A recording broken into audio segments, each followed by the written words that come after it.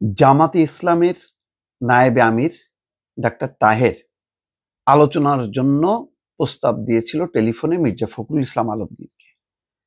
সাংবাদিকরা জানতে চেয়েছিল যে এই প্রস্তাবের বিষয়ে আপনাদের সিদ্ধান্ত কি। মির্জা ফখরুল ইসলাম আলমগীর এড়িয়ে গেছেন। তিনি বলছেন, আমরা এই বিষয়ে আমাদের বক্তব্য গতকাল দলের স্থায়ী কমিটির মিটিং এর সিদ্ধান্ত খুব পরিষ্কার করে আপনাদের জানিয়ে দিয়েছি, ওটাই আমাদের বক্তব্য।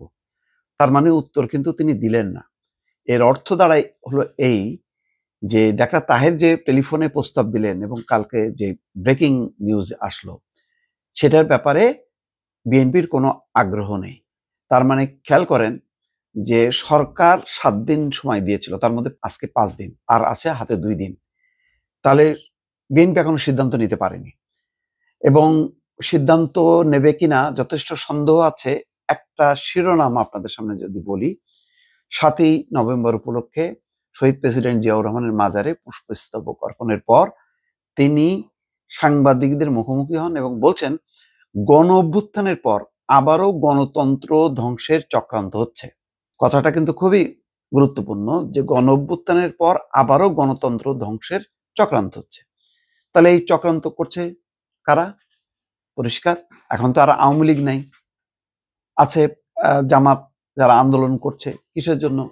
গণভোট এবং সংস্কার, মানে জুলাই সনদ বাস্তবায়নের দাবিতে।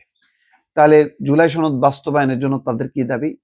বলতেছে তারা এটা সাংবিধানিক আদেশ জারি করতে হবে, সরকারকে আদেশ জারি করতে হবে, আইনি ভিত্তি এখনই দিতে হবে, নভেম্বরে গণভোট দিতে হবে, সংসদের উচ্চকক্ষ নিম্নকক্ষে পিআর চালু করতে হবে। এটা নিয়ে কি আলোচনা করবে বিএনপি? আলোচনা এই সময় নির্বাচনের আগে আলোচনা করে মানে এক ধরনের দাবির প্রতি সংহতি প্রকাশ করাটাকে অনেকে রাজনীতির ভাষায় বলে যে আমি পরাজিত হলাম। তো পরাজিত দল নির্বাচনে কি জয়ী হয়? এখন নির্বাচন হচ্ছে হাড্ডাহাড্ডি লড়াই। এই সময় যে কোনো পক্ষ যদি কোনো দাবি আদায় করতে পারে, সে তখন এই জয়টাকে সে নির্বাচনে রূপ দেবে, নির্বাচনে প্রভাব পড়বে, বিষয়টা পরিষ্কার। সুতরাং এখন দেখেন যে ডাক্তার তাহের প্রস্তাব দিলেও আজকে সাংবাদিকদের সামনে মির্জা ফখরুল ইসলাম আলমগীর বলতে পারলেন না যে আমরা স্বাগত জানাচ্ছি এই আলোচনার প্রস্তাবকে, অবশ্যই আমরা আলোচনা চাই, আলোচনা করে সমঝোতা করে আমরা সম্মিলিতভাবে সরকারের কাছে প্রস্তাব দেব। এখন এই 7 দিন পার হওয়ার পর কি দাঁড়াবে? সরকার একটা সংকটের মধ্যে পড়বে, চাপের মধ্যে পড়বে। যেই বলটা রাজনীতিকদের কোর্টে ঠেলে দিয়েছিল, এখন আবার এই 7 দিনের মধ্যে সমঝোতা না হওয়ার মধ্য দিয়ে বলটা কিন্তু আবার সরকারের কোর্টে ঠেলে দেওয়া হলো। কালকে শফিকুল আলম কিন্তু ইঙ্গিত দিয়েছেন, যদি 7 দিনের মধ্যে সিদ্ধান্ত না নিতে পারে তাহলে সরকার তার মতন করে সিদ্ধান্ত দেবে। এখন তখন দিলেও কেউ আপত্তি করতে পারবে না, কারণ আপনারা সিদ্ধান্ত নিতে পারেননি, আমরা এটাই ভালো মনে করছি। তাহলে কি হবে?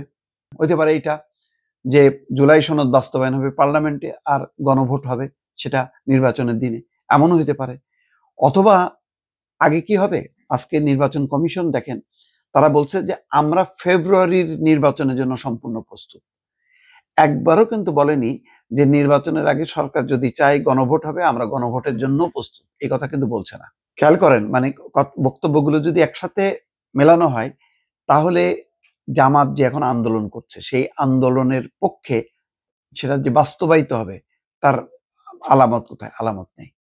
এনসিপি কি খুব তৎপর? এনসিপি দেখেন শাপলাকুলি পাওয়ার পর থেকে আর নাই, তাদের মুখ বন্ধ। এখন তারা ওই 10,000 টাকা করে নির্বাচনী ফর্ম বিক্রি করার প্রস্তুতি, বলছে যে সংস্কার যারা করবে তাদের সাথে ঐক্য হবে, তাহলে জামাতের সাথেও হইতে পারে, বিএনপির সাথেও হইতে পারে, কিন্তু ওই গণভোট হইতেই হবে নির্বাচনের আগে, বা সংস্কার প্রস্তাবের আইনি ভিত্তি এখনই দিতে হবে। তারা আবার বলছে যে রাষ্ট্রপতি মানে যদি সাংবিধানিক আদেশ জারি করে সেটা হচ্ছে বিষ খাওয়ার সামিল হবে, তার মানে রাষ্ট্রপতি দিতে পারবে না, কিন্তু সরকার প্রধান কি দিতে পারে? পারে না। আমাদের সংবিধান অনুযায়ী যে কোনো অধ্যাদেশ জারি, আদেশ, নির্দেশ, সংবিধান সংক্রান্ত, আইন সংক্রান্ত, সেগুলি ফাইনালি করে যার নামে ঘোষণা হয় বা স্বাক্ষর হয় সে হচ্ছে রাষ্ট্রপতি। তাহলে এক অর্থে কিন্তু এনসিপিও চায় না যে রাষ্ট্রপতি এই আদেশ ঘোষণা করুক। তাহলে সরকার কেমনে করবে? সরকার তো করতে পারে না। এই জন্যই বিষয়টা সরকার রাজনৈতিক দলকে দিয়েছিল। কিন্তু এখন অবস্থা এমন, জামাত যথেষ্ট বেকায়দায় আছে। জামাত জানে যে এই আন্দোলন আসলে তুঙ্গে উঠানো যাবে না। এখন যা অবস্থা, সারা দেশে বিএনপির প্রার্থীরা তারা নিজেদের মধ্যেই যে প্রতিযোগিতা শুরু করছে এবং নির্বাচনকে ঘিরে যে ধরনের তৎপরতা শুরু করছে, এই তৎপরতার মুখে সময় যত প্রতিদিন যাবে আর ততই নির্বাচনের মুখী হইতে থাকবে গোটা দেশ বা রাজনৈতিক দল, প্রার্থী, মানুষ। সেই জায়গায় কোথায় জুলাই সনদ বাস্তবায়ন, কোথায় গণভোট, এগুলি কি আর পাত্তা পাবে? পাবে না। তো এই কারণেই কিন্তু ওই এর প্রস্তাব, জামাতের প্রস্তাব নিয়ে আজকে কিন্তু এড়িয়ে গেলেন মির্জা ফখরুল ইসলাম আলমগীর। বললেন না যে আমরাও আলোচনার জন্য প্রস্তুত আছি, আজকের থেকে আমরা আলোচনা শুরু করব। এইরকম কিন্তু ঘোষণা তিনি দেননি।